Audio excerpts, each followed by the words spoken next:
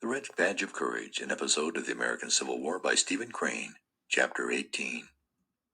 The ragged line had respite for some minutes, but during its pause the struggle in the forest seemed magnified until the trees seemed to quiver from the firing and the ground to shake from the rushing of the men. The voices of the cannon were mingled in a long and interminable row. It seemed difficult to live in such an atmosphere. The chests of the men strained for a bit of freshness, and their throats craved water. There was one shot through the body who raised a cry of bitter lamentation when came upon this lull. Perhaps he had been calling out during the fighting also, but at that time no one had heard him. But now the men turned at the woeful complaints of him upon the ground. "Who is it? Who is it?" "It's Jimmy Rogers, Jimmy Rogers." When their eyes first encountered him there was a sudden halt, as if they feared to go near. He was thrashing about in the grass, twisting his shuddering body into many strange postures. He was screaming loudly. This instant's hesitation seemed to fill him with a tremendous, fantastic contempt, and he damned them in shrieked sentences. The youth's friend had a geographical illusion concerning a stream, and he obtained permission to go for some water. Immediately canteens were showered upon him. "Fill mine, will you? Bring me some too. And me too." He departed laden. The youth went with his friend, feeling a desire to throw his heated body into the stream, and soaking there, drink quarts. They made a hurried search for the supposed stream, but did not find it. "No water here," said the youth. They turned without delay and began to retrace their steps. From their position as they again faced toward the place of the fighting, they could of course comprehend a greater amount of the battle than when their visions had been blurred by the hurling smoke of the line. They could see dark stretches winding along the land, and on one cleared space there was a row of guns, making gray clouds which were filled with large flashes of orange-colored flame. Over some foliage they could see the roof of a house. One window, glowing a deep murder red, shone squarely through the leaves. From the edifice a tall, leaning tower of smoke went far into the sky. Looking over their own troops, they saw mixed masses slowly getting into regular form. The sunlight made twinkling points of the bright steel.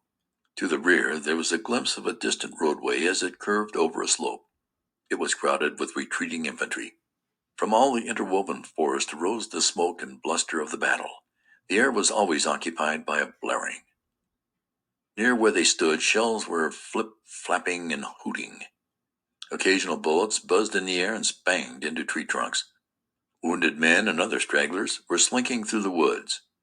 Looking down an aisle of the grove, the youth and his companions saw a jangling general and his staff almost ride upon a wounded man who was crawling on his hands and knees. The general reined strongly at his charger's opened and foamy mouth, and guided it with dexterous horsemanship past the man. The latter scrambled in wild and torturing haste. His strength evidently failed him as he reached the place of safety. One of his arms suddenly weakened, and he fell, sliding over upon his back. He lay stretched out, breathing gently. A moment later, a small creaking cavalcade was directly in front of the two soldiers. Another officer, riding with the skillful abandon of a cowboy, galloped his horse to a position directly before the general. The two unnoticed foot soldiers made a little show of going on, but they lingered near in the desire to overhear the conversation. Perhaps they thought some great inner historical things would be said. The general, whom the boys knew as the commander of their division, looked at the other officer and spoke coolly as if he were criticizing his clothes. "The enemy's forming over there for another charge," he said. "It'll be directed against Whiterside, and I fear they'll break through there unless we work like thunder to stop 'em." The other swore at his restive horse, and then cleared his throat. He made a gesture toward his cap. "It'll be hell to pay stopping them," he said shortly. "I presume so," remarked the general. Then he began to talk rapidly and in a lower tone. He frequently illustrated his words with a pointing finger. The two infantrymen could hear nothing, until finally he asked, "What troops can you spare?" The officer who rode like a cowboy reflected for an instant.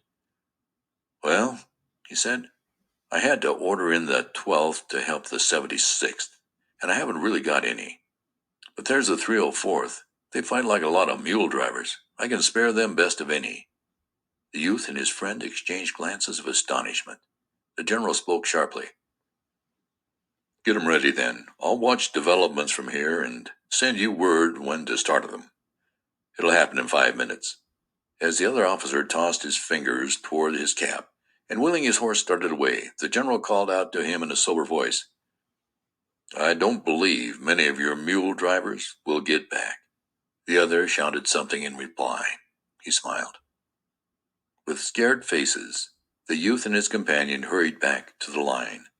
These happenings had occupied an incredibly short time, yet the youth felt that in them he had been made aged. New eyes were given to him, and the most startling thing was to learn suddenly that he was very insignificant. The officer spoke of the regiment as if he referred to a broom.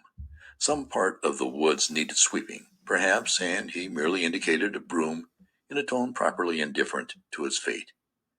It was war, no doubt, but it appeared strange. As the two boys approached the line, the lieutenant perceived them and swelled with wrath. "Fleming, Wilson, how long does it take you to get water anyhow? Where you been to?" But his oration ceased as he saw their eyes, which were large with great tails. We're going to charge! We're going to charge!" cried the youth friend, hastening with his news. "Charge!" said the lieutenant. "Charge? Well, by God, now this is real fighting." Over his soiled countenance there went a boastful smile. "Charge! Well, by God!" A little group of soldiers surrounded the two youths. "Are we sure enough?" "Well, I'll be derned. Charge! What for? What at? Wilson, you're lying." "I hope to die," said the youth, pitching his tone to the key of angry remonstrance. "Sure as shooting, I tell you." And his friend spoke in reinforcement. "Not by a blame sight, he ain't lying. We heard him talking." They caught sight of two mounted figures a short distance from them. One was the colonel of the regiment, and the other was the officer who had received orders from the commander of the division. They were gesticulating at each other. The soldier pointing at them interrupted the scene. One man had a final objection. "How could you hear 'em talking?" But the men, for a large part, nodded, admitting that previously the two friends had spoken truth. They settled back into reposeful attitudes, with airs of having accepted the matter, and they mused upon it with 100 varieties of expression. It was an engrossing thing to think about. Many tightened their belts carefully and hitched at their trousers. A moment later the officers began to bustle among the men, pushing them into a more compact mass and into a better alignment. They chased those that straggled and fumed at a few men who seemed to show by their attitudes that they had decided to remain at that spot. They were like critical shepherds struggling with sheep. Presently the regiment seemed to draw itself up and heave a deep breath. None of the men's faces were mirrors of large thoughts. The soldiers were bended and stooped, like sprinters before a signal. Many pairs of glinting eyes peered from the grimy faces toward the curtains of the deeper woods. They seemed to be engaged in deep calculations of time and distance. They were surrounded by the noises of the monstrous altercation between the two armies. The world was fully interested in other matters. Apparently, the regiment had its small affair to itself. The youth, turning, shot a quick, inquiring glance at his friend. The latter returned to him the same manner of look. They were the only ones who possessed an inner knowledge. "Mule drivers, hell to pay. Don't believe many will get back." It was an ironical secret. Still they saw no hesitation in each other's faces, and they nodded a mute and unprotesting assent when the shaggy man near them said in a meek voice, "We'll get swallered." End of chapter 18.